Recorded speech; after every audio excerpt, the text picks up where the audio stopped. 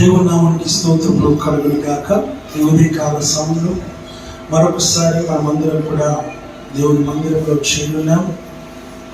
మన రీతిగా దేవుని యొక్క వాక్యము వినడానికి అందరూ కూడా సిద్ధంగా ఉండాలని, మీ హృదయాలు, మనసు, తర్వాత మీ జీవితాలు తెరవబడాలి.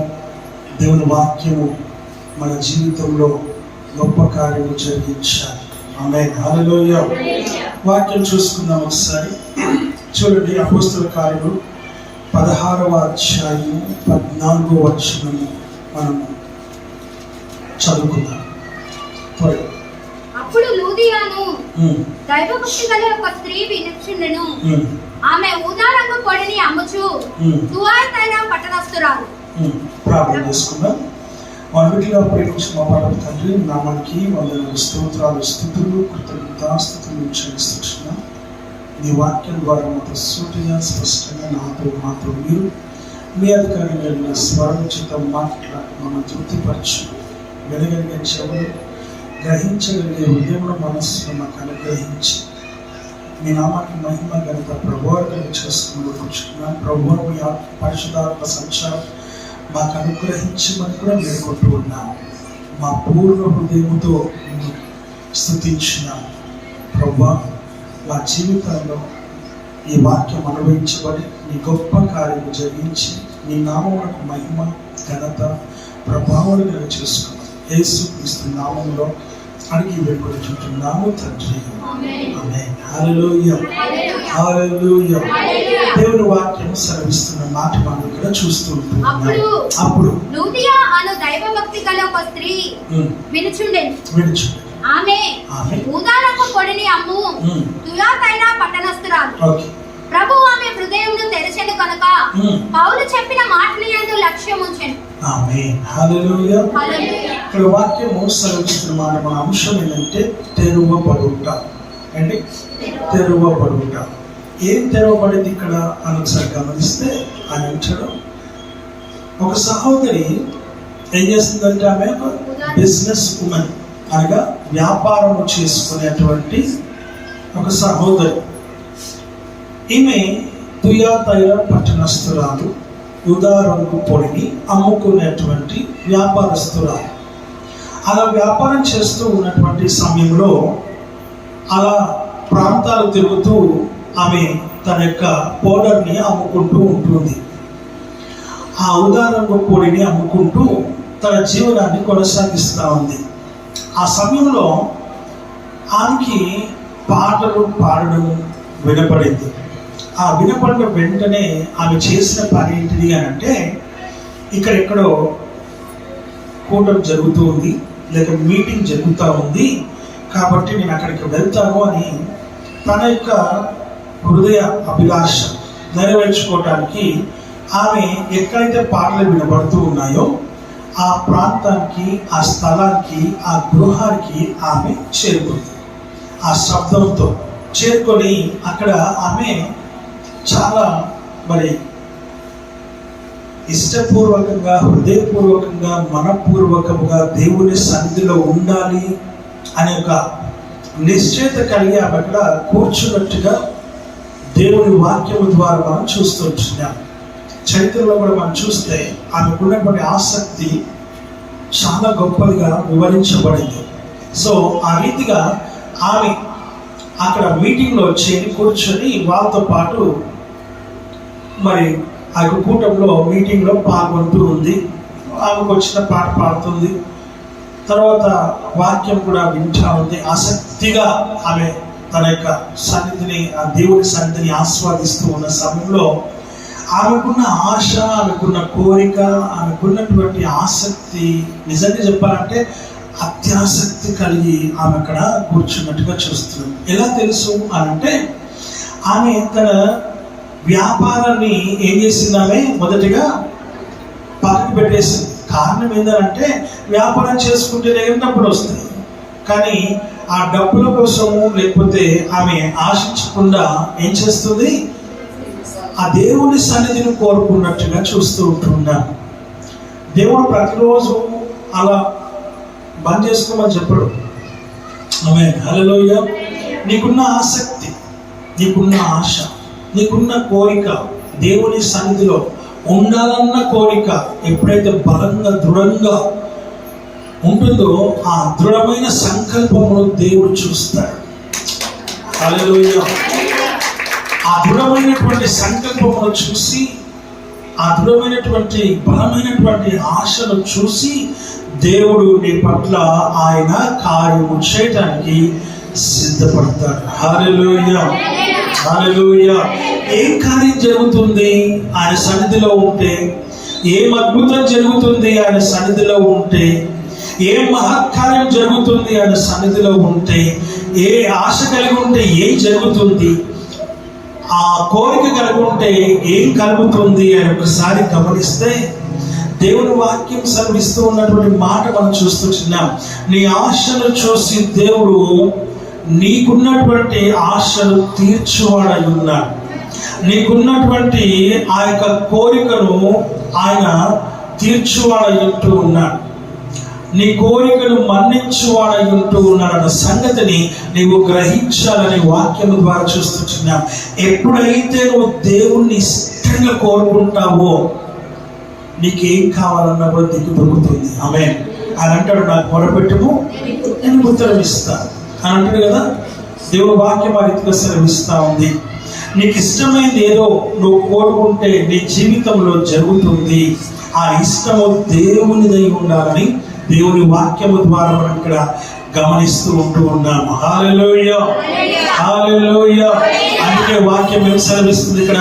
ఈమె అక్కడ కూర్చొని దేవుని సన్నిధిని ఆశీర్వాదిస్తూ ఉంది. నేను అనుకుంటున్నాను ఏంటంటే తన్మయత్వంతో ఆమె అక్కడ లీనమై కళ్ళు మూసుకొని దేవుని సన్నిధిని ఆస్వాదిస్తూ ఉందేమో అనిపిస్తుంది. ఎందుకంటే నువ్వు ఒకవేళ అడిగితే నేను చెప్పగలిగే మాట ఏదో తెలుసా? అక్కడ కింద వాక్యం చెప్తుంది, తియతైర పట్టణస్థురాలు అని ఉండి పక్కన ప్రభువు ఆమె హృదయమును తెరిచెను అని చెప్తుంది. ప్రభువు ఆమె హృదయాన్ని తెరిచినట్టుగా చూస్తుంటున్నాం. When you come to the presence of the Lord with interest, నిజంగా నువ్వు ఆసక్తి కలిగి ఆశ కలిగి నువ్వు దేవుడి సన్నిధికి వస్తే నీ హృదయాన్ని దేవుడు తెరుస్తాడు. ఆమేన్, హల్లెలూయా. నీ హృదయాన్ని దేవుడు ఏం చేస్తాడు? తెరుస్తాడు. He will open the doors of your heart.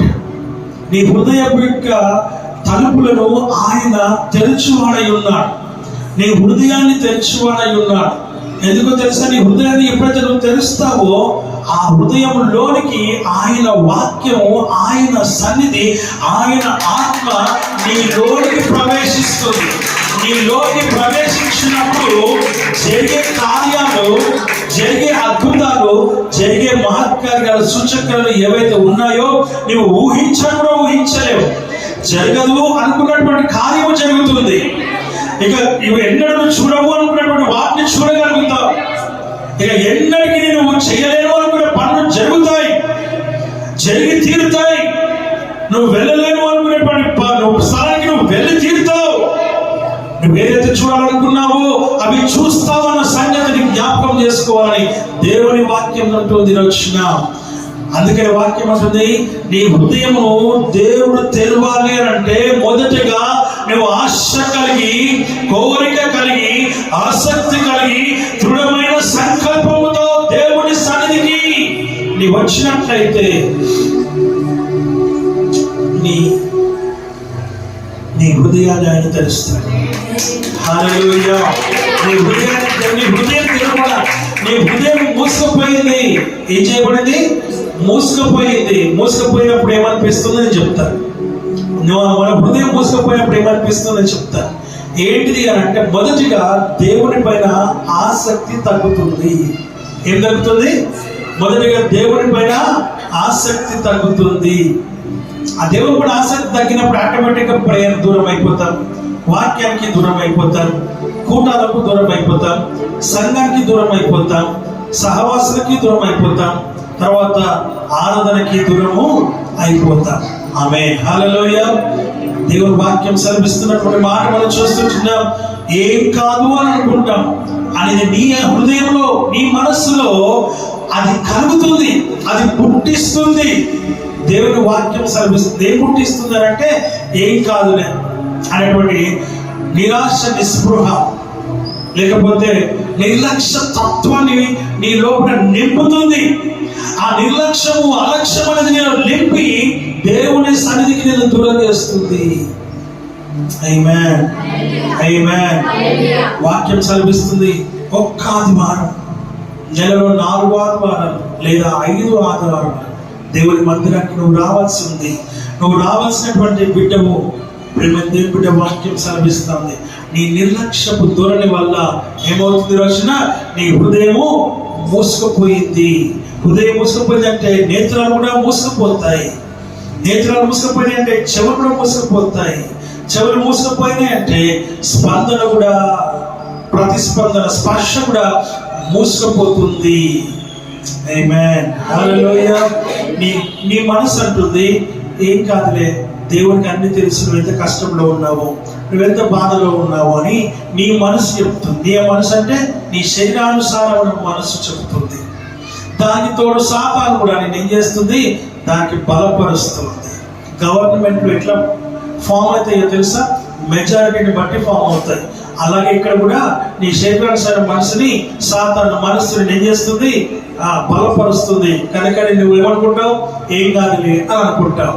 ఏం కాదులే అని నువ్వు అనుకోవడం చాలా మూర్ఖత్వం. నువ్వు గుడ్డితనంలో ఉన్నావు, చెవిటితనంలో ఉన్నావు, స్పర్శతనంలో ఉన్నావు, నిర్లక్ష్య భావంలో నువ్వు ప్రేమ దేవుడి సన్నిధిని నువ్వు పోగొట్టుకుంటూ ఉన్నావు అన్న సంగతిని జ్ఞాపకం చేసుకోవాలి. ఎవరితో ఈ లోకంతో నీకు సంబంధం లేదు, నీకు నీ దేవుడితో సంబంధం ఉందన్న సంగతి మాత్రం నువ్వు గుర్తెరగాలని దేవుని వాక్యము ద్వారా మనం ఇక్కడ గమనిస్తూ ఉంటూ ఉంటాం. హల్లెలూయా. ఆమె హృదయం తెరవబడింది. ఏం జరిగింది? ఆమె హృదయం తెరవబడితే అద్భుతం ఏం జరిగింది? కింద చదువుతాం ఒకసారి. ఆమెయు ఆమె ఇంటి వారు పొందినప్పుడు ఆమె, నేను ప్రభువునందు విశ్వాసము కలదానని మీరు ఎంచితే నా ఇంటికి వచ్చి ఉండునని వేడుకొని మమ్మల్ని బలవంతము చేసింది.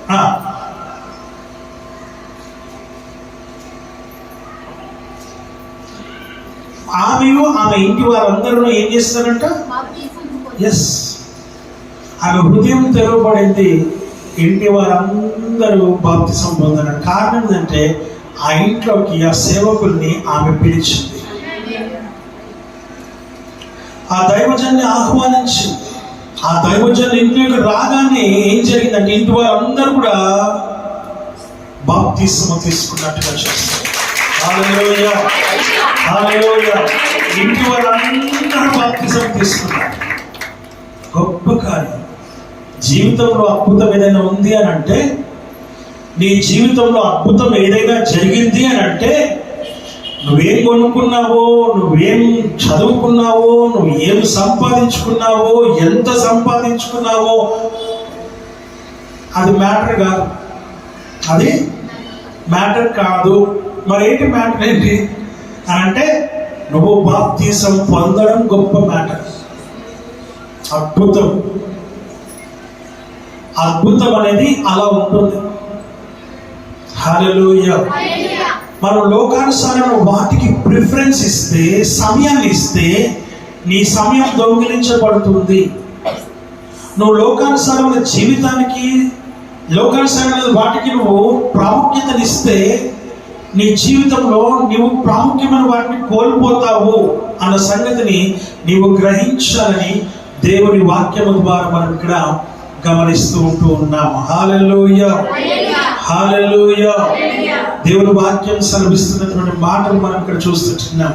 అది ఎవరైనా సరే, నేనైనా సరే, పాస్టర్ అయినా సరే, మీరైనా సరే, మీ పిల్లలైనా సరే, ఎవరైనా దేవుని సన్నిధిని నిర్లక్ష్యం చేసే వారికి క్షమాపణ ఉండదు అన్న సంగతిని జ్ఞాపకం చేసుకోవాలి.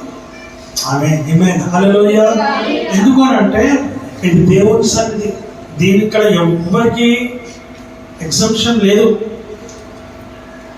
ఎవరికి క్షమాపణ లేదు. ఆ విషయం మనం ఇక్కడ జ్ఞాపకం చేసుకోవాలని దేవుని వాక్యం ద్వారా చూస్తున్నాం. మీతో పాటు మాకు కూడా ఆ విషయాన్ని మనం ఇక్కడ జ్ఞాపకం చేసుకోవాలని దేవుని వాక్యము ద్వారా మనం ఇక్కడ చూస్తూ ఉంటూ ఉన్నాము. హల్లెలూయా, హల్లెలూయా. ఆమె ఎప్పుడైతే సేవకుని ఆహ్వానించిందో, సేవకుని ఆహ్వానించిన వెంటనే ఇంటి వారందరూ రక్షణ పొందినట్టుగా చూస్తున్నాం. It's a big miracle in their lifes.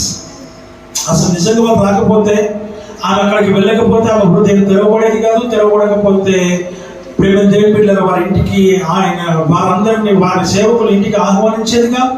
వాళ్ళ ఇంటికి రాకపోతే వీళ్ళు బాప్తిసం తీసుకునే వాళ్ళు కాదు. హల్లెలూయా.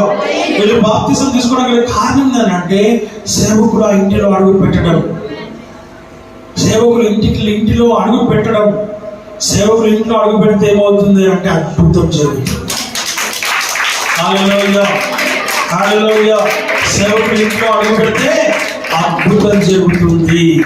అయితే నీ హృదయం తెరవబడాలి. అన్నం మా ఇంట్లో జరగలేదని అనడానికి లేదు. ఎందుకనంటే ఒక అద్భుతం జరగాలన్నా మీకు ఇంకో చిన్న విషయం చెప్తాను. ఏంటిదనంటే, ఇప్పుడు ఒక సమస్యలో మనం ప్రయాణం చేస్తూ ఉన్నాం, ఒక కష్టంలో మనం ఉన్నాం. ఆ కష్టంలో ఉన్నప్పుడు ప్రార్థన మనం చేస్తాం కదా. సేవకుడు ప్రార్థన చేస్తాడు, సేవకురాలు కూడా ప్రార్థన చేస్తుంది. ప్రేమ దేవుని బిడ్డలారా, ఒక విషయాన్ని మనం ఇక్కడ జ్ఞాపకం చేసుకోవాలి. మనం ఏమనుకుంటామంటే, మనకు దేవుడు సేవకుడు ఇచ్చాడు కాబట్టి సేవకుడికి మన కష్టాలు చెప్పుకుందాము అని చెప్పాలి. కష్టాలు చెప్పుకోవాలి, బాధలు చెప్పుకోవాలి, వేదనలు చెప్పుకోవాలి, శ్రమలు చెప్పుకోవాలి, అన్ని చెప్పుకోవాలి. ఆమేన్. హల్లెలూయా, హల్లెలూయా. ఎంతమందికి 2 చేతులు ఉన్నాయి? ఒక్క చేయి చూపాడు. ఫస్ట్ ఇలా పెట్టండి, ఊపడి ఇలాగా. ఏమొచ్చింది? గాలి వచ్చింది. ఇంకేమొచ్చింది? ఏమి రాలే. 2 చేతులు చేతులు పట్టండి, ఇలా పెట్టండి. ఏమొచ్చింది? ఈ చెయ్యికి వెళ్ళిపోద్దా? ఈ చెయ్యికి వెళ్ళిపోద్దా? ఏమవుతున్నాయి? 2 కలుస్తున్నాయి. కలిసినప్పుడు ఏమొస్తుంది? శబ్దం వస్తుంది. ఆదియందు వాక్యం ఉండెను. ఆమేన్. హల్లెలూయా. ఆ వాక్యము లోకానుసారంగా శబ్దం. వాక్యం అంటే శబ్దం. శబ్దం ఏం చేస్తుంది? అద్భుతాన్ని కలుగజేస్తుంది. హల్లెలూయా. అప్పుడు ఈ సేవకుడి ప్రార్థన అయితే ఇది నీ ప్రార్థన. కొట్టండి, పర్లేదు. ఆమేన్. హల్లెలూయా. ఆ శబ్దం వస్తుంది. ఆ శబ్దం వచ్చినప్పుడు కార్యం జరుగుతుంది. ఇదొక్కటే ప్రార్థన చేస్తే ఇటువంటి ఊరు తప్ప ఏమీ లేదు, గాలి తప్ప ఏమీ రాదు. ఏమైనా వస్తుందా? ఏమి రాదు. మరి ఏమొస్తుంది? శూన్యం. నీ ప్రార్థన కూడా తోడైతే అప్పుడు 2 కలిస్తే శబ్దం వస్తుంది. ఆ శబ్దంతో అద్భుతం జరుగుతుంది. ఇది నువ్వు తెలుసుకోవాల్సిన సత్యం. ఈ సత్యాన్ని చాలా మంది మర్చి మన యొక్క భారాన్ని, మన బరువుని ఇచ్చేస్తున్నారు. కరెక్ట్ గా నువ్వు చేయాల్సిన ప్రార్థన నువ్వు చెయ్యాలి. నువ్వు చెయ్యకుండా నువ్వు అప్పగించడం కాదు ముఖ్యం. ఆమేన్, ఆమేన్. వాక్యం సర్విస్తున్న మాట మనం చూస్తున్నాం. ఒక సహోదరి పడుకొని ఉంది.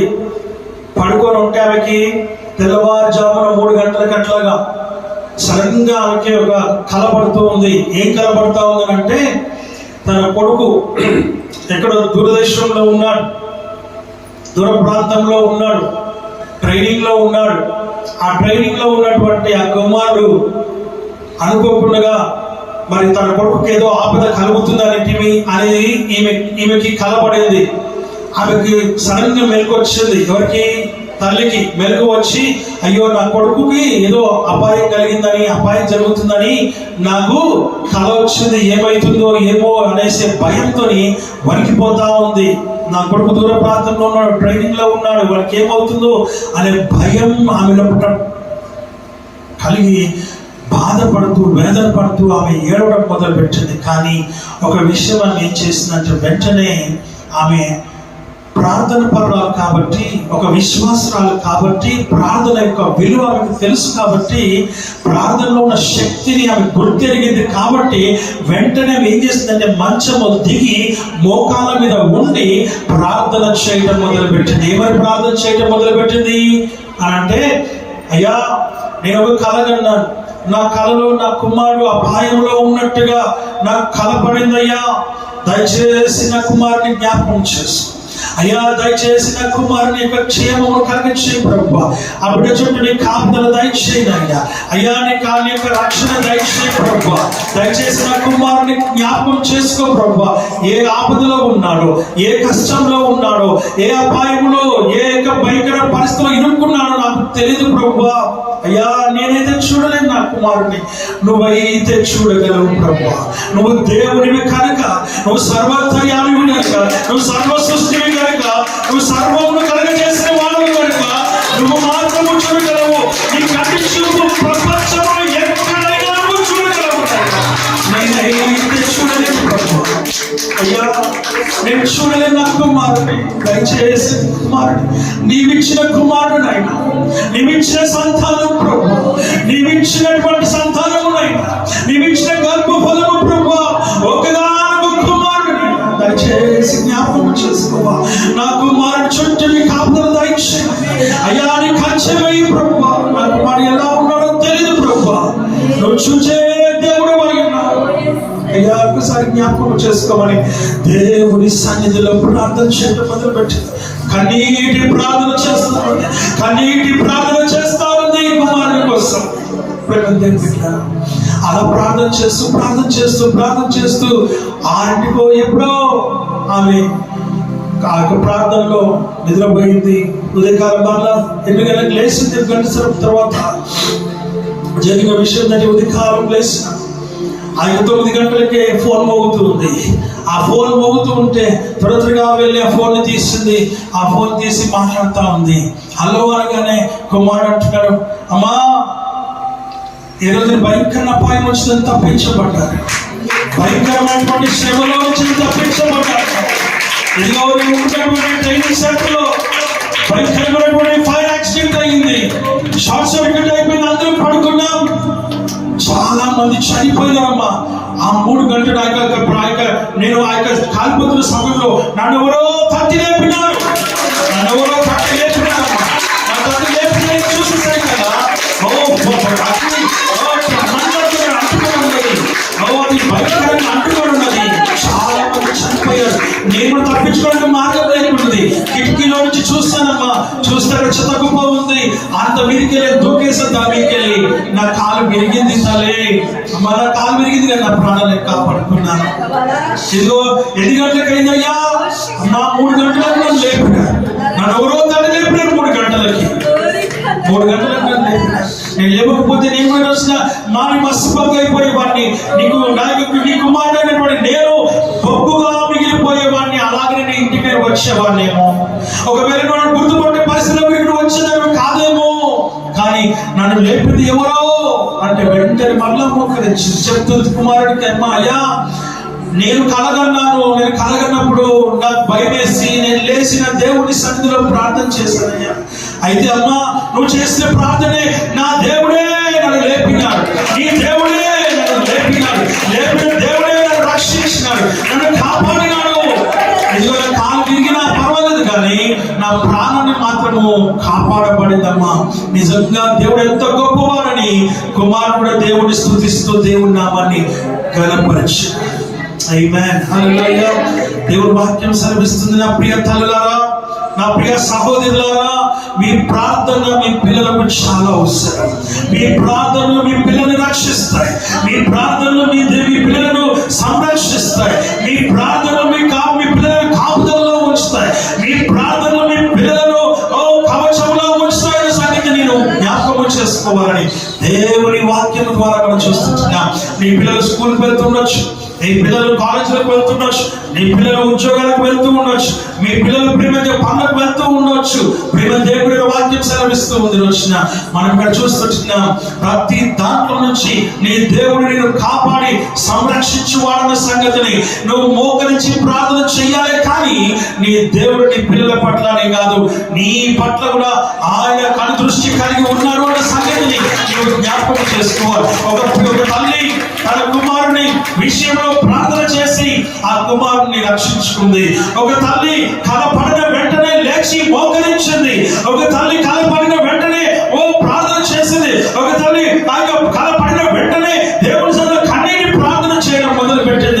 ఈ రోజు నీ కన్నీటి ప్రార్థన, ఉదయకాలపు 3 గంటల ప్రార్థన, మధ్యాహ్నము 3 గంటల ప్రార్థన చాలా అవసరం.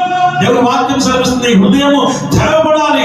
నీ హృదయము తెరవబడినప్పుడు నిశ్చయంగా నీ జీవితంలో అద్భుతము జరుగుతుందన్న సంగతిని నీవు గ్రహించాలని దేవుని వాక్యం ద్వారా మనం ఇక్కడ గమనిస్తూ ఉంటున్నాం.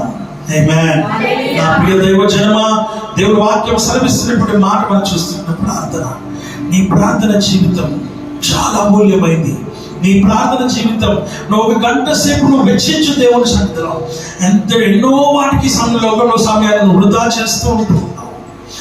ఎన్నో సార్లు ఎన్నో గంటలు నువ్వు వృధా చేస్తున్నావు. దినాలు వృధా చేస్తున్నావు, వారాలు వృధా చేస్తున్నావు, నెలలు వృధా చేస్తున్నావు, సంవత్సరాలు వృధా అయిపోతూ ఉన్నాయి. కానీ విలువైన నీ ప్రార్థన ఎప్పుడు వృధా కాదని ప్రేమ దేవుని బిడ్డ. నీ ప్రార్థన నీ కుటుంబాన్ని కాపుదలలో ఉంచుతుంది. నీ ప్రార్థన నీ యొక్క ఇంటిని కాపుదలలో ఉంచుతుంది.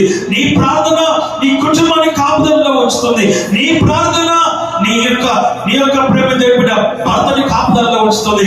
నీ ప్రార్థన నీ భార్యని కాపుదలలో ఉంచుతుంది. నీ ప్రార్థన నీ పిల్లలను కాపుదలలో ఉంచుతుంది. నీ ప్రార్థన నీ మనమరాలను కాపుదలలో ఉంచుతుంది. నీ ప్రార్థన నీ ఇంటిని కాపుదలలో ఉంచుతుంది అనే సంగతిని నీవు గ్రహించాలని వాక్యము ద్వారా మనం చూస్తూ ఉన్నాం. కాబట్టి ప్రార్థన విడుబడు. ఆమేన్. హల్లెలూయా. అప్పగించడం కాదు మనకు కావాల్సింది, నువ్వు ప్రార్థన చేయటం అద్భుతం. ఆమేన్. ఆమేన్. వాక్యం సెలవిస్తున్న మాట మనం చూస్తున్నాం. నువ్వు ప్రార్థన చేస్తే అద్భుతం జరుగుతుంది. ఏం జరుగుతుంది? అద్భుతం జరుగుతుంది. ఏం కాలేదు అనే దగ్గర నుంచి అద్భుతం జరిగిందనే కాడికి నువ్వు ఎదగాలి. ఏం జరగలేదు, ఏం అవ్వలేదు అనే దగ్గర నుంచి మహత్కార్యము, సూచక్రియ, స్వస్థత, అద్భుతం, మహత్కార్యం జరిగిందన్న స్థాయికి నువ్వు ఎదగాలని వాక్యం ద్వారా మనం చూస్తూ ఉంటున్నాం. మనం చాలాసార్లు మన సమయాన్ని అనవసరమైన వాటిల్లో వృధా చేస్తూ ఉన్నాం. అనవసరమైనటువంటి వాటిలో వృధా చేస్తూ ఉన్నాం. ఎప్పుడైతే నువ్వు దేవునితో అనుసంధానం కలిగి ఉంటావో, ఈ లోకంలో ఉన్నటువంటి వాటితో దేనికి నీకు సంబంధం ఉండదు. ఏం జరిగినా మన మంచి కొరకైనా వెళ్ళిపోతూ ఉంటావు. అది గొప్ప జీవితం. ఆమేన్.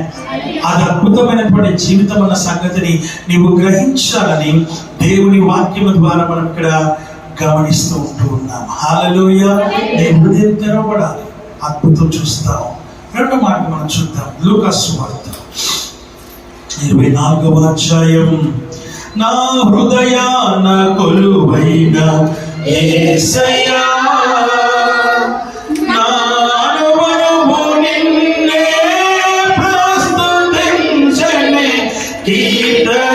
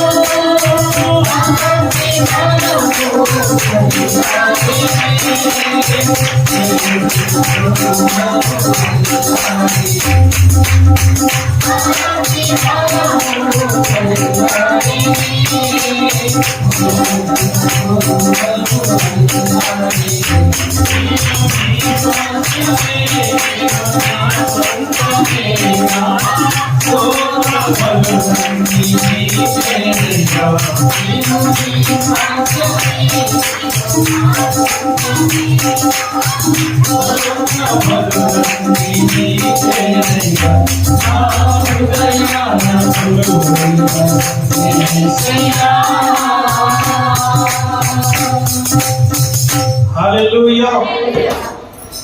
నేను నీ స్వాస్థ్యమే, నువ్వు నా సొంతం. అబ్బా, భక్తుడు ఎంత ప్రార్థనలో ఉండినాడు కదా.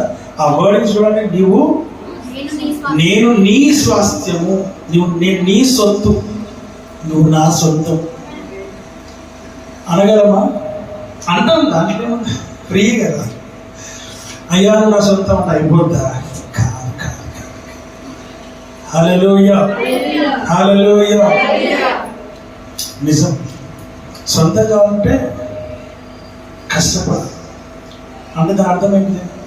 చెప్పుడు వచ్చాను వచ్చాలేమో తెలియదు కదా. ఎట్లా సొంతం అవుతారు? వేచలేము. ఎట్లా అవుతారు? ఎట్లా అవుతారు తెలుసా? ఆయనకి ఇష్టంగా మారినప్పుడు అవుతారు. ఆయనకి ఇష్టంగా మారిన ఒక వ్యక్తి మనల్ని ఇష్టపడాలంటే మనమైనా ట్యూనప్ కావాలా, లేదా వాళ్ళైనా ట్యూనప్ కావాలా? అంటే వాళ్ళలాగా మనమైనా మారాలి, వాళ్ళైనా మనలాగా మారాలి. లేదా ఒకరి ఇష్టాలు ఒకరు, లేక ఒకరిని ఒకరు అర్థం చేసుకునే మనస్సు వచ్చినప్పుడు ఈమెనే ఈయనే లేకపోతే ఇదే అని అంటే అప్పుడు మనం ఇంకా మళ్ళా ఒక దానిపైన స్టిక్ అయి ఉంటే అయిపోయింది. Hallelujah, hallelujah. Marriages are made in heaven. ఎంతవరకు నిజమో ఎంతవరకు అబద్ధమో నాకు తెలియదు. అది లోక సామెత.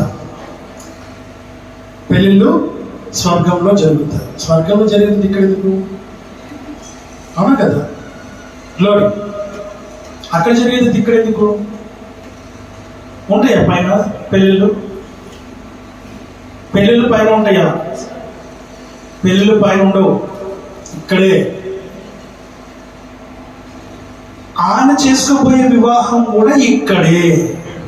ఎవరు? ప్రభువు యేసయ్య సంఘాన్ని వివాహం చేసుకునేది కూడా ఇక్కడే. 1000 ఏళ్ల పరిపాలన కూడా ఇక్కడే, అక్కడ కాదు. హల్లెలూయా. ఆ విషయాన్ని మనం జ్ఞాపకం చేసుకోవాలి. దేవుడు వాక్యం సెలవిస్తున్న మాట మనం చూస్తుంటే ఒక భార్య ఒక భర్త అండర్స్టాండింగ్. ఆ అండర్స్టాండింగ్ ఎలా ఉంటుందో మీకు నేను చెప్తాను. జాగ్రత్తగా వినండి. జ్ఞాపకం వస్తుంది. ఒక విషయం జ్ఞాపకం వస్తుంది. జ్ఞాపకం చేసుకుందామా? చెప్పండి. జ్ఞాపకం చేసుకుందామా వద్దా? ఈ మధ్యకాలంలో నేను బాగా ఈ విషయాలు చెప్తాం. ఎస్, అవి జ్ఞాపకం వస్తున్నాయి. చూస్తున్నాం కాబట్టి జ్ఞాపకం వస్తూ ఉన్నాయి. ఒకరినొకరు చూస్తుంటే వాళ్ళు వింతగా ఉన్నారు కూడా అట్లాగే. హల్లెలూయా. డ్రమ్ అయిపోయింది, బాత్రూమ్ అయిపోయింది, ఇంకేదో అయిపోయింది, హిమాలయాలు అయిపోయింది, దోషేషన్ అన్నీ అయిపోయింది. ఇప్పుడు కొండసలు వచ్చి. హల్లెలూయా. మీకు అర్థం కాలేదు కదా, చూసిన వాళ్ళకి అర్థమవుతుంది. సరే, అవన్నీ మనకి ఎందుకు. కానీ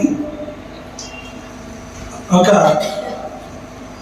భార్య ఇంట్లో 2 పిల్లలకి పిల్లడికి జ్వరం వచ్చి బాగా జ్వరం వస్తే భార్య రాత్రంతా పాపం తడిబట్ట వేసి వాడి ఒళ్ళు తుడుస్తూనే ఉంది, తడిబట్ట వేస్తూనే ఉంది. తెల్లదాకా ఆమె పక్కనే కూర్చుంది. అయ్యగారు మాత్రము నిద్రపోయాడు. పొద్దున్న లేచిన తర్వాత పాపం కొడుకు దగ్గరికి వెళ్ళి లేచి వచ్చిన తర్వాత పుట్టిగా అడిగింది. ఏమని? భర్తను అడిగింది. అయ్యా నాకు ఒక ఛాయ్ చేసి ఇవ్వు, లేదా ఛాయ్ తీసుకొని రా, నాకు బాగా తలనొస్తుంది. నేను రాత్రంతా వాడి దగ్గర కూర్చున్నాను, వానికి తుడుస్తూనే ఉన్నా, వాని జ్వరం తగ్గే వరకు, చల్లబడే వరకు నేను తుడుస్తూనే ఉన్నా, ఇప్పటిదాకా నేను వెళ్తూనే ఉన్నాను అనేసి. ఆమేన్. హల్లెలూయా, హల్లెలూయా. వెంటనే ఇక్కడ కూర్చుంది ఒక ఆమె. ఎవరు చెప్పండి? ఎవరో కారణం కూర్చుంది. కూర్చుని అంటుంది, రే ఇప్పుడు ఛాయ్ అడిగింది, రేపు ఇంకేమైనా చెప్తుంది, ఇంకేదైనా పని చెప్తుంది అని అన్నది. అనేసరికల్లా ఈయన రెచ్చిపోయాడు. ఛాయ్ లేదు, ఏం లేదు, కొడుకు కామతను చూసుకోలేవా, ఆ మాత్రం చేయలేవా, వీటి పని చెప్పి ఇంకేం చేస్తావు, నేను పోయి జాబ్ చేసుకొని వస్తున్నా, అది చేసుకొని వస్తున్నా, ఇది చేసుకొని వస్తున్నా, అట్లా ఇట్లా మాట్లాడు. అయ్యి ఈ లాస్ట్కి ఎంతవరకు వచ్చిందంటే అది కొట్లాడికి వచ్చింది పెద్దగా. ఆయన తిట్టాడు, ఆయన ఏం చేశాడు, తల్లి చెప్పింది ఏం చెప్పింది, అరే దీనికి లాభం లేదురా, దీని సంగతి ఏదో చూడాలి అంతే. ఈయనకి ఏమర్థమైందో చక్కగా లాయర్ దగ్గరికి వెళ్ళిపోయాడు. ఏం చేశాడు, చక్కగా లాయర్ దగ్గరికి వెళ్ళిపోయాడు. లాయర్ వాళ్ళ ఇంటికి వెళ్ళాడు. లాయర్ వాళ్ళ ఇంటికి వెళ్ళేసి ఆయన గురించి తలుపు కొట్టినాడు. ఆయన కొడుకు వచ్చి తలుపు తీసినాడు. తలుపు తీస్తే ఎవరండి మీరు అన్నాడు. బాబు, నేను మీ డాడీ కోసం వచ్చాను బాబు, మీ డాడీ లాయర్ కదా అంటే, అవును రండి కూర్చోడు అని చెప్పి నీళ్ళు ఇచ్చాడు. అయిపోయింది, కూర్చున్నాడు. ఒక half an hour 45 minutes 1 hour అయింది. ఏమైంది బాబు, డాడీ ఇంకా రాలేదని హాఫ్ అన్ అవర్కి అడిగాడు. వస్తున్నాడు అన్న. మళ్ళీ సెకండ్ టైం 40 minutes తర్వాత మళ్ళీ అడిగాడు. వస్తున్నాడు అని చెప్పాడు. ఏది వస్తున్నాడు అనుకున్నా మరి రావట్లేదని అంటే, మా డాడీ బట్టలు పెడుతున్నాడు. ఏం పెడుతున్నాడు, బట్టలు పెడుతున్నాడు. మళ్ళీ కాసేపు అయినాక అడిగాడు, అయ్యా బాబు ఏదనంటే, మా డాడీ గంజి ఒప్పుతున్నాడు అని. అంతే. సరే 1 hour అయిపోయిన తర్వాత ఆయన వచ్చాడు. బాబు వచ్చాను సార్, మీరు ఎలా వచ్చారు, నా కోసం వచ్చారంటే కదా, మా బాబు చెప్పాడు. ఏంటి సంగతి అని అంటే, ఏం లేదు సార్, నాకు విడాకులు కావాలి, నాకు డివోర్స్ కావాలి, కాబట్టి నాకు దాని గురించి పేపర్స్ ప్రిపేర్ చేయండి అట్లా ఇట్లా అన్నాడు. అయితే సరే ఎందుకు దేనికి అన్నాడు. చెప్పాడు, విషయం ఏదో చెప్పాడు. చెప్పిన తర్వాత మీరేంటి సార్, మీరు లాయర్ కదా, ఇంత పెద్ద లాయర్ కదా, మీరు హైకోర్టు లాయర్ కదా, మీరేంటి పట్టుకుతున్నారు, మీరేంటి గంజి ఉంచుతున్నారంట, నిజమేనా అన్నాడు. అని అంటే, బాబు భార్య బాగలేనప్పుడు ఇవన్నీ మనం చేసుకోవాలి, ఇవన్నీ మనం చేసుకోవాలి, చేసుకోకపోతే కష్టాలు వస్తాయి అన్నాడు. లేదా మనం ప్రేమించే ప్రేమ ఎలా తెలుస్తుంది, ఎలా చూపిస్తాం? చేసుకోవాలని పక్కన పెడితే ప్రేమిస్తున్నాం అనేది ఎప్పుడు తెలుస్తుంది? ఆమె కష్టంలో ఉన్నప్పుడు, ఆమెకు తోడుగా నిలబడ్డప్పుడు అన్నారు. అన్నాక వెంటనే సార్ నేను వెళ్తున్నాను, ఏమైంది అని అంటే, నాకు అర్థమైంది సార్ అన్నాడు. అంటే ఏమర్థమైంది అంటే, నాకు అక్కడ అర్థమైంది సార్, నా పొజిషన్ ఏందో నాకు అర్థమైంది సార్, నేను మళ్ళీ వస్తా అన్నాడు. అరే నువ్వు డివోర్స్ మరి ప్రిపేర్ చేయమంటావా అంటే, నేను చెప్పేదాకా మీరు చేయొద్దు అన్నాడు. వెళ్ళిపోయాడు. ఇంటికి పోయిన తర్వాత, ఇంటికి పోయేటప్పుడు ఏం చేస్తున్నాడు, 2 టిఫిన్లు తీసుకున్నాడు. ఒక చేతిలో కాఫీ తీసుకున్నాడు, టీ తీసుకున్నాడు, 2 రకాలు తీసుకున్నాడు. 2 టిఫిన్లు తీసుకున్నాడు. ఆ అమ్మ కూడా తీసుకున్నాడు. అందరు తీసుకొని బయలుదేరినాడు. ఇంటికి పోయిన వెంటనే ఫస్ట్ ఆమెకి ఒక టిఫిన్ తీసుకుపోయి 2 తీసుకుపోయాడు. Coffee తీసుకుపోయాడు, tea తీసుకుపోయాడు. 2 అడుగుతున్నాడు, కాఫీ కావాలన్నా టీ కావాలన్నా. ఇప్పుడు దాకా ఇంతకన్నా కొట్లాని నన్ను తిట్టి, నానా బండ బూతులు తిట్టి దుమ్మెత్తి పోయారు కదా, ఎక్కడ పోయారు మీరు అన్నాడు. అన్నది భార్య. అనగానే ఆయన అంటాడు, నా పొజిషన్ ఏంటో నాకు అర్థమైంది కాబట్టి అలాంటిది ఏం లేదు, నేను టిఫిన్ తీసుకురావడానికి వెళ్ళాను అన్నాడు.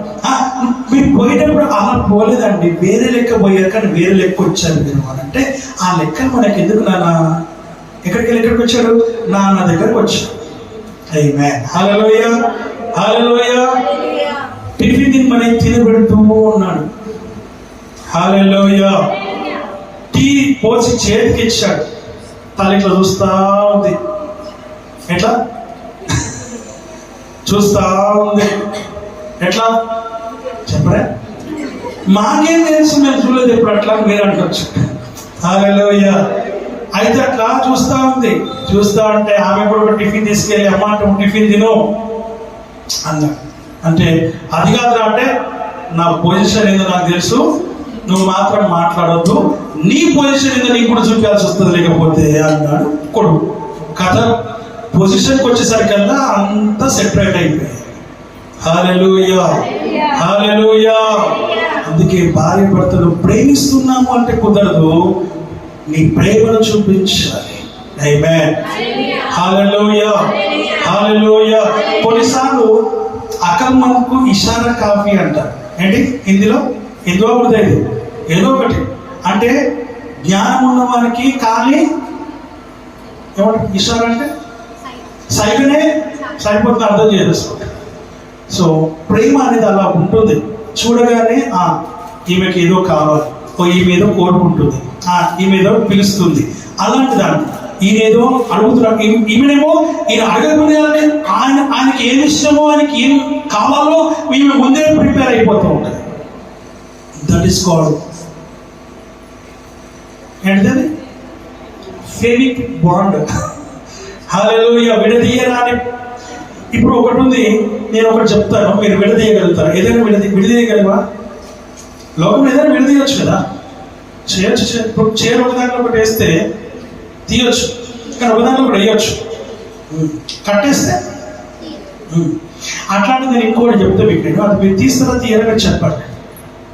నీళ్ళలో పాలు, పాలలో నీళ్ళు.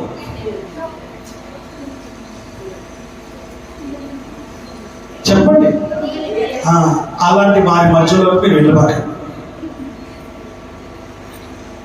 ఒక్కసారి పెళ్ళి అయిపోయినటువంటి వాళ్ళ మధ్యలో మీరు వెళ్ళబాకండి. మనం ఏళ్ళు పెడితే ఏళ్ళు నలిగిపోయింది, తలకే పెడితే తలకే పగిలిపోతుంది. మనమే పోయినామనుకో, మనమే నాశనం అయిపోతాం. వాళ్ళు మంచిగా అయిపోయి నోడి మధ్యలో వచ్చి మమ్మల్ని అనడానికి, అది నా భార్య అని వీడంటాడు, అది ఆయన నా భర్త అని ఈమె అంటుంది. అలాంటి కేసులు చాలా చూసాం. ఆమేన్. హల్లెలూయా. ఇది కేవలము భార్య భర్తల సంబంధం కాదు, అదొక అవినావ భావ సంబంధంతో కూడుకున్నటువంటి మర్మము దేవుడు ఏర్పరిచింది. ఆమేన్. హల్లెలూయా. నువ్వు ఆ విషయాన్ని గమనించాలని దేవుడు వాక్యం ద్వారా చూస్తున్నాను. హృదయము తెరవబడాలి. తెరవబడినప్పుడు అన్ని పొజిషన్స్ కనబడతాయి. ఆమేన్. హల్లెలూయా. వాక్యం సెలవిస్తుంది. లూకా సువార్త 24వ అధ్యాయం 31వ వచనం. వారి కన్నులు తెరవబడి ఆయనను గుర్తుపట్టింది. అంతటా అదృశ్యుడైపోయినాడు. హల్లెలూయా. ఒక ఇద్దరు మనుషులు ఎంబాయి మార్గము గుండా వెళ్తూ ఉన్నారు. వారి మధ్యలోకి మెల్లిగా ఒక ఆయన ప్రవేశించారు. ఏంది మీరు మాట్లాడుకునేది అని అడిగాడు. అని అంటే వాళ్ళిద్దరు అన్నారు, వారు గ్రహించకుండా వాక్యం పైన మన పై నుంచి చదువుకుంటూ వస్తూ ఉంటే అక్కడ నుంచి చెప్తాను నేను. 13వ వచనం నుంచి తన ఇంటికి వెళ్ళి చదువుకోండి. అక్కడ మనకి ఏం చెప్పబడుతుందంటే, వాళ్ళిద్దరు పడుచుకుంటూ వెళ్తుండగా మూడో వ్యక్తి ఈయన ప్రవేశిస్తాడు. ప్రభువు ప్రవేశించి మాట్లాడుతుంటాడు. కానీ ఆయన వారి యొక్క గుర్తుపట్టకుండా వారి హృదయాలు లేక వారి ఆలోచనలు వారి యొక్క కళలు ఆయన మూసివేసినట్టు వాక్యం చెప్తుంది. సో వాళ్ళు గుర్తుపట్టకుండా స్టోరీ మొత్తం చెప్తున్నారు.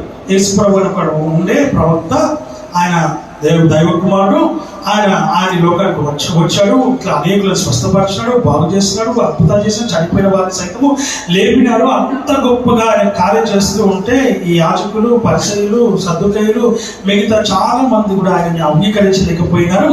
అంగీకరించకుండా ఆయన్ని చంపేస్తున్నారు. ఇలాగా సిలువ వేస్తున్నారు. ఆయన సిలువ వేసి చంపేస్తున్నారు. ఆయన శుక్రవారం దినాన్ని సాయంత్రం పాతి పెట్టబడ్డాడు. ఆదివారం దినాన్ని ఆయన లేచాడు. లేచినటువంటి ఆయన అద్భుతము, పునరుత్థానం అద్భుతమని చెప్పుకుంటూ వచ్చినారు. ఇలా చెప్పుకుంటూ వచ్చిన తర్వాత జరిగిన విషయం ఏంటంటే, ఇక్కడ ఈ విషయం మనకు అవగతం అవుతూ ఉంది. ఈ విషయాలు మనం చూస్తూ ఉంటున్నాం. కాబట్టి వీళ్ళు ఏం చేస్తున్నారంటే, ఈ ఇద్దరితో పాటు ఆయన కూడా వస్తున్నారు కదా. వీళ్ళు ఒక ఇంటికి గణేశ్వరంలోకి వెళ్ళకుండా ఒక ఇంట్లోకి వెళ్ళినారు. తెలిసిన వారి ఇంట్లోకి వెళ్ళినారు. వీళ్ళ సొంతంలో వెళ్ళి అక్కడ కూర్చున్నారు. కూర్చున్న తర్వాత అక్కడ వాళ్ళు ఏం చేస్తున్నారంటే, వాళ్ళ ఇంట్లోకి చేర్చుకున్నారు. ఆయన చేర్చుకున్నప్పుడు రాత్రి భోజనం చేయడానికి ఆయన రొట్టె విరిచని వాక్యం చెప్తారు. తాము వెళ్ళుచున్న గ్రామము దగ్గరకు వచ్చినప్పుడు ఆయన ఇంకా కొంత దూరము వెళ్ళినట్లుగా అగపడగా, వారు సాయంకాలము కావచ్చినది, రొద్దెకొక్కినది, మాతో కూడా ఉండమని చెప్పి ఆయన బలవంతము చేసిరి కనుక ఆయన వారితో కూడా ఉండుటకు లోపలికి వెళ్ళింది. ఆయన వారితో కూడా భోజనమునకు కూర్చుండినప్పుడు ఒక రొట్టెను పట్టుకొని స్తోత్రము చేసి దానిని విరిచి వారికి పంచిపెట్టగా వారి కన్నులు తెరవబడి ఆయనను గుర్తుపట్టింది. అప్పుడు గుర్తుపట్టున్నారు. ఎప్పుడైతే రొట్టె విరిచినాడో, ఎప్పుడైతే వారికి పంచి ఇచ్చినాడో, అప్పుడు వారి కన్నులు తెరవబడినట్టుగా చూస్తూ ఉంటున్నాం. నీ కన్నులు ఎప్పుడు తెరవబడతాయి? నీ హృదయం ఎప్పుడు తెరవబడుతుంది?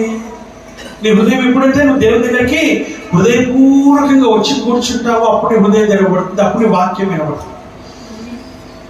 మనం ఉన్నాం కొంతమంది కదా, ఈ కొంతమందిలో కూడా వినే వాళ్ళు ఎంతమంది నాకు తెలియదు.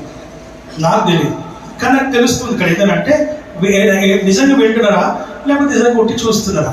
ఇంకొంతమంది ఏమో ఇట్లా ఎగిరి పడుతున్నారు, ఇంకొకరేమో బలవంతంగా ఆపుకుంటున్నారు. ఇట్లా ముగ్గురిని చూస్తారు ఇప్పటికీ.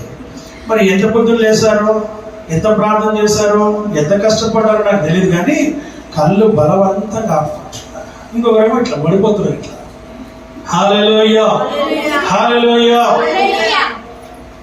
ఇంకొంతమంది ఏమో నార్మల్గా మనమే కొంతమంది కానీ ఆ ఇద్దరు ముగ్గురులో ఇట్లా పెట్టినారు అంతే.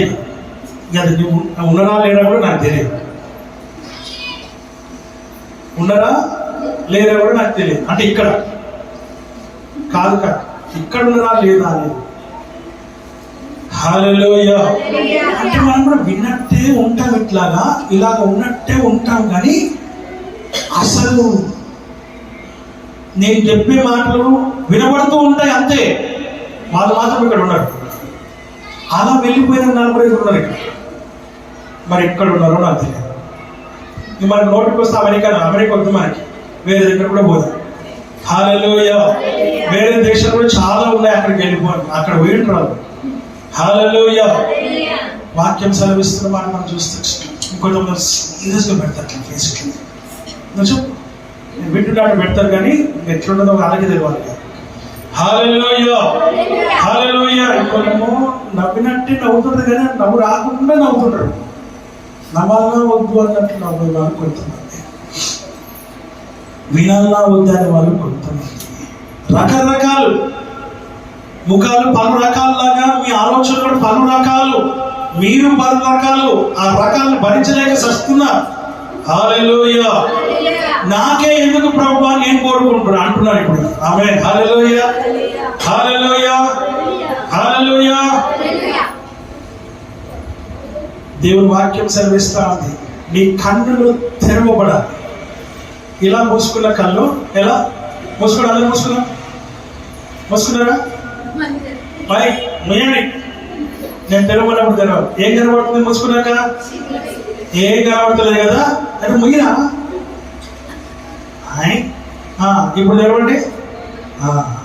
ఇప్పుడు మూసుకున్న కళ్ళు తెరిచినాక వెలుగు కావచ్చు, ఈ పరిసర ప్రాంతాలు కావచ్చు, మన ప్రక్కన వారు కావచ్చు, ఏదో ఒకటి కనబడుతుంది.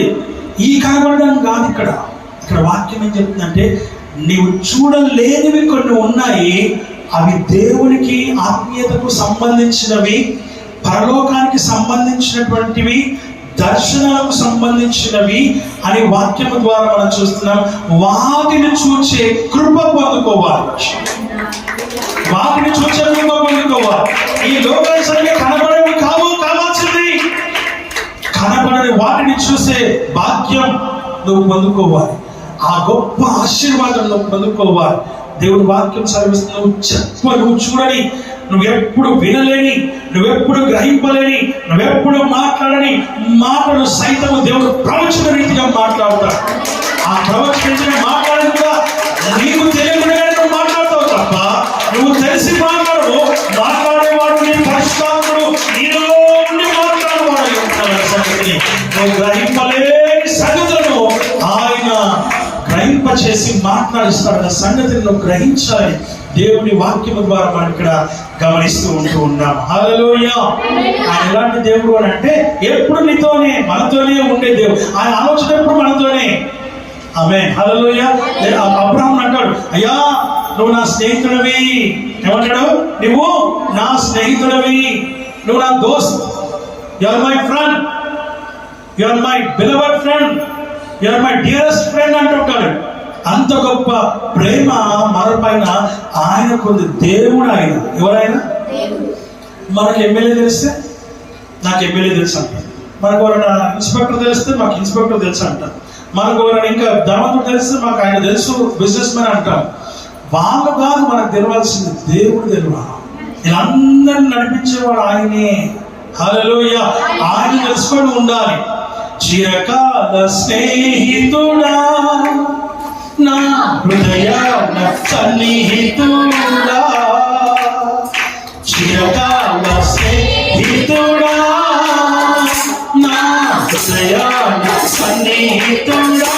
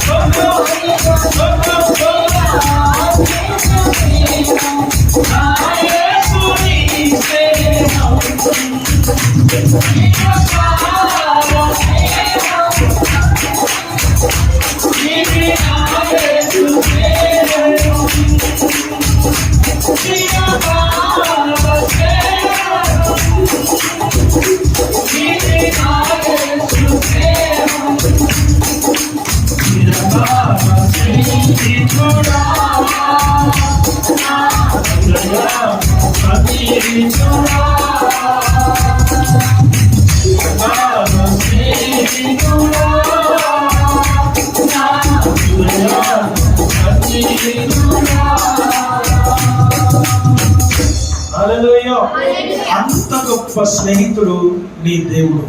నీ స్నేహాన్ని కోరుతూ ఉన్న గొప్ప స్నేహితుడు నీ దేవుడు అన్న సంగతిని నీవు గ్రహించాలని వాక్యం ద్వారా చూస్తున్నావు. ఆ ఇద్దరి కళ్ళు తెరవబడ్డాయి. ఈరోజు మన కళ్ళు కూడా తెరవబడాలి. ఆయన్ని చూడాలంటే మన కళ్ళు తెరవబడాలి. ఆయన చూడాలంటే నీ ఆత్మీయ నేత్రములు తెరవబడాలి. ఆయన చూసే కన్నులు మనము కలిగి ఉండాలని వాక్యం ద్వారా.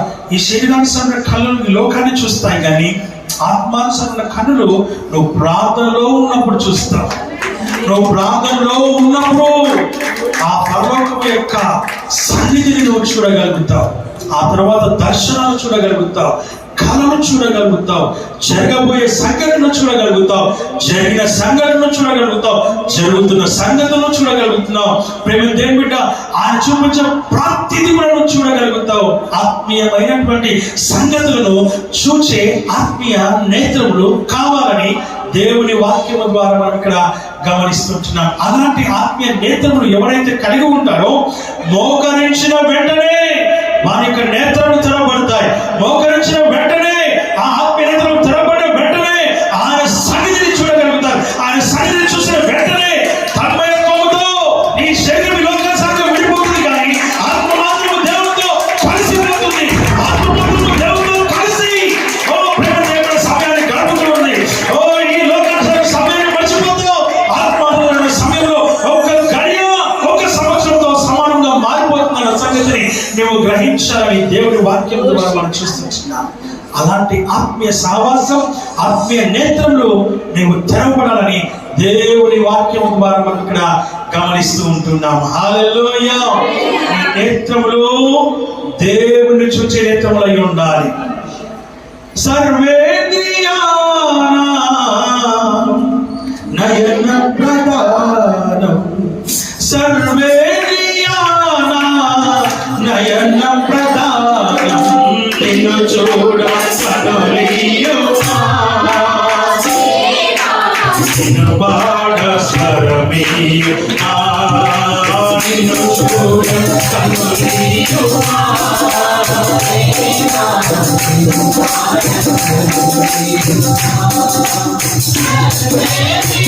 నిన్ను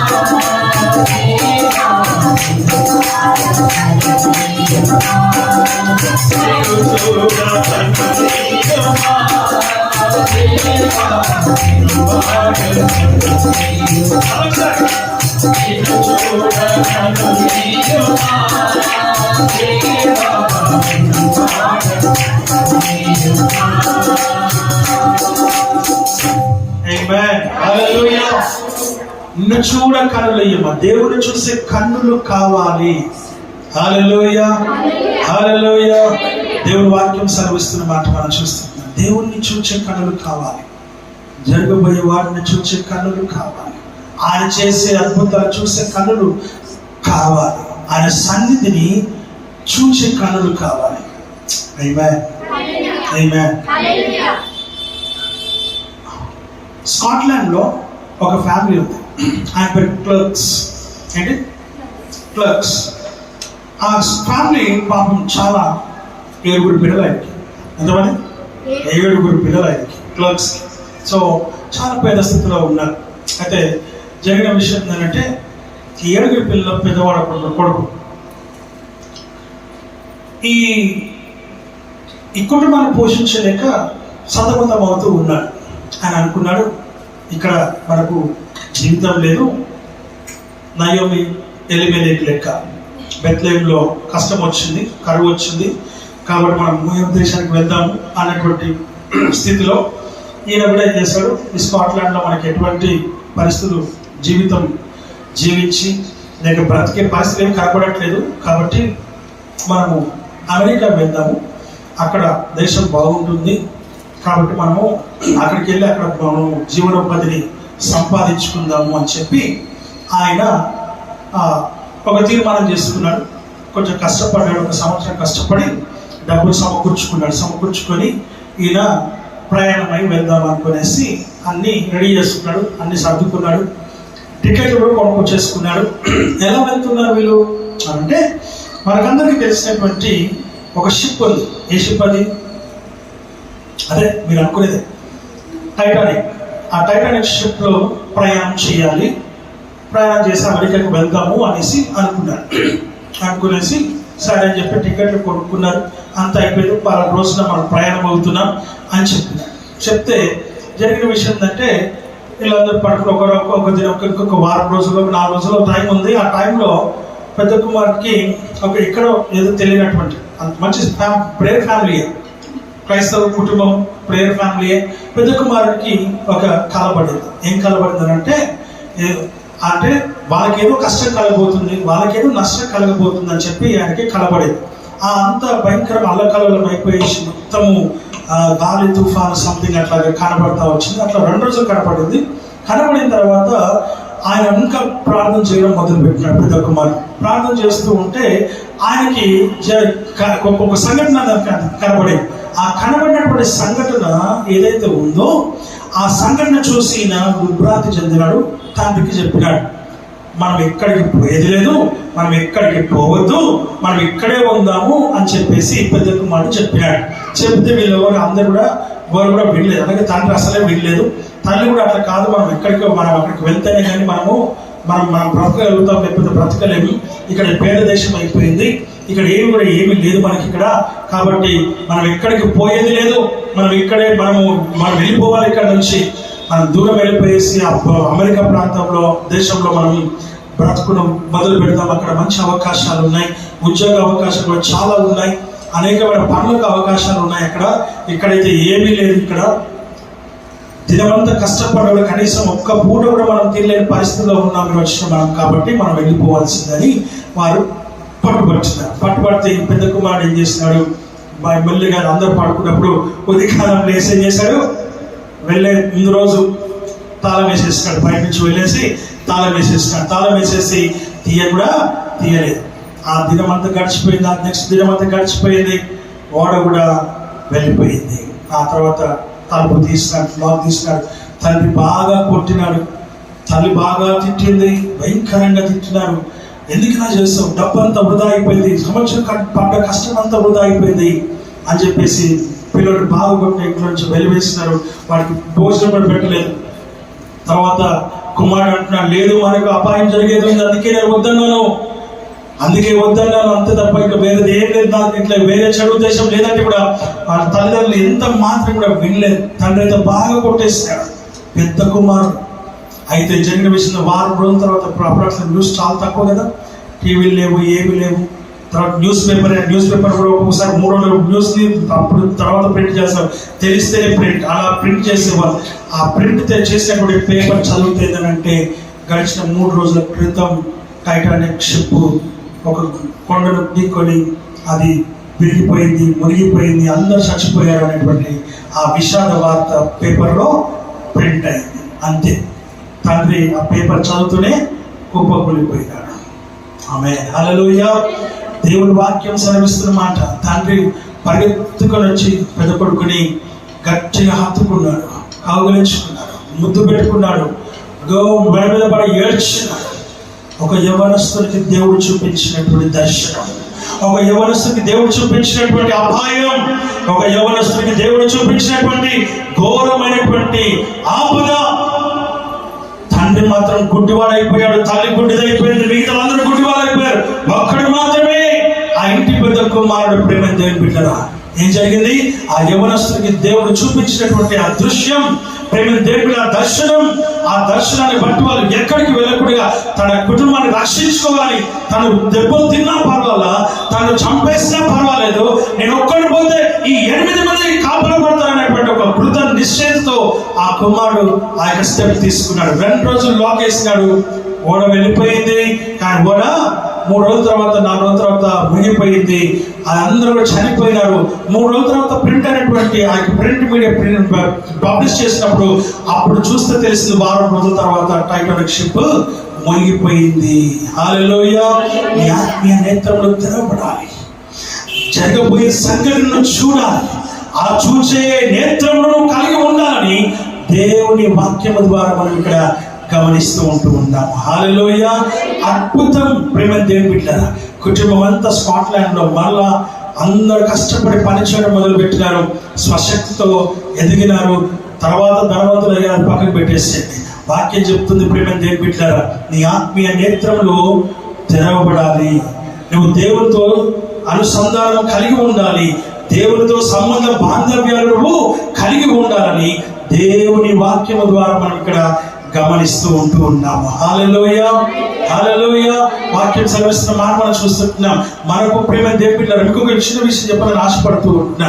ఈరోజు మనకు ఏ దాని విషయంలో మనకు నిరీక్షణ లేకపోవచ్చు. ప్రేమ దేవుని ఒక విషయం మీకు చెప్తాను నేను. ఈరోజు నా స్కూల్కి వెళ్ళే కుమారుడు కానీ, కాలేజ్కి వెళ్ళే కుమారుడు కానీ, కుమార్తె కానీ ఇంటికి వస్తుంది అని ఒక నిరీక్షణ మనం కలిగి ఉన్నాం. ఏం కలిగి ఉన్నాం? నిరీక్షణ కలిగి ఉన్నాం. ఉద్యోగానికి వెళ్ళిన వ్యక్తి మరలా తిరిగి వస్తారనే నిరీక్షణ కలిగి మనం ఉన్నాం. వ్యాపారానికి వెళ్ళినటువంటి వ్యక్తి మళ్ళా ఇంటికి వస్తారనే నిరీక్షణ మనం కలిగి ఉన్నాం. దూర దేశానికి వెళ్ళినటువంటి ఆ యొక్క వ్యక్తి మరలా వస్తారనే నిరీక్షణ మనం కలిగి ఉన్నాం. దూర ప్రాంతానికి వెళ్ళినటువంటి వ్యక్తి మరలా వస్తారనే నిరీక్షణ మనం కలిగి ఉన్నాం. హల్లెలూయా. ఉద్యోగానికి వెళ్ళినటువంటి వ్యక్తి కూడా మరలా వస్తారని మనము నిరీక్షణ కలిగి ఉన్నాం. దేవుని వాక్యం సెలవిస్తున్న మాట, ఈ రోజున ఒక ఖైదీ మేము జైలుకి వెళ్ళినా వాడు మళ్ళా పేరుపైన బయటకు వస్తారనే నిరీక్షణ వారికి కూడా కలిగి ఉన్నాడు. ఈ రోజున ఇంకా ఏ వ్యక్తి బయటికి వెళ్ళినా మళ్ళా తిరిగి వస్తారని నిరీక్షణ కలిగి ఉన్నారు. ఈ రోజున మనం కూడా బయటకు వెళ్తాం, వస్తూ ఉన్నాం, ఇంటికి నిరీక్షణ కలిగి ఉన్నాం. అయితే ఒక్క నిరీక్షణ మాత్రము లేదు. ఎక్కడో తెలుసా? నువ్వు నరకానికి వెళ్తే మరలా రిటర్న్ వచ్చేటువంటి నిరీక్షణ లేదు అన్న సంగతిని నీవు గ్రహించాలని దేవుని వాక్యం ద్వారా మనం చూస్తుంటున్నాం. వన్స్ యు ఆర్ డిస్ట్రాయిడ్, ప్రేమ దేవుడు, ఒక్కసారి నువ్వు నశించిపోయినావా, నువ్వు ఒక్కసారి నరకంలోకి వెళ్ళినావా, there is no way out from, ఎక్కడ నరకం నుంచి బయటకు వచ్చే పరిస్థితే లేదు. నువ్వు ఆ విషయాన్ని జ్ఞాపకం చేసుకోవాలని వాక్యం ద్వారా చూస్తున్నాం. There is no way out from the hell. అక్కడ ఎక్కడి మార్గమే లేదు ప్రేమ దేవుని. నువ్వు ఆ విషయాన్ని గమనించాలని దేవుని వాక్యం ద్వారా మనం ఇక్కడ గమనిస్తూ ఉన్నాం. నరకంలోకి ఒక్కసారి నువ్వు వెళ్తే మళ్ళా తిరిగి వచ్చే పరిస్థితే లేదు అన్న సంగతిని నువ్వు గ్రహించాలి. నువ్వు ఎక్కడికి వెళ్ళినా వస్తావేమో కానీ ఇక్కడికి వెళ్తే మళ్ళా చనిపోతే తిరిగి నువ్వు మళ్ళా లేపబడతావు కానీ నరకానికి పాత్రైన తర్వాత మాత్రం తిరిగి బయటకు వచ్చే పరిస్థితే నువ్వు లేదు అన్న సంగతిని నువ్వు గ్రహించాలని దేవుని వాక్యము ద్వారా మనం చూస్తున్నాం. ఆ విషయాన్ని గమనించి దేవుని సన్నిధిలో మనం ముందుకు సాగుదాం. అటు దేవుడి వాక్యము ఆశీర్వదించి దీవించు.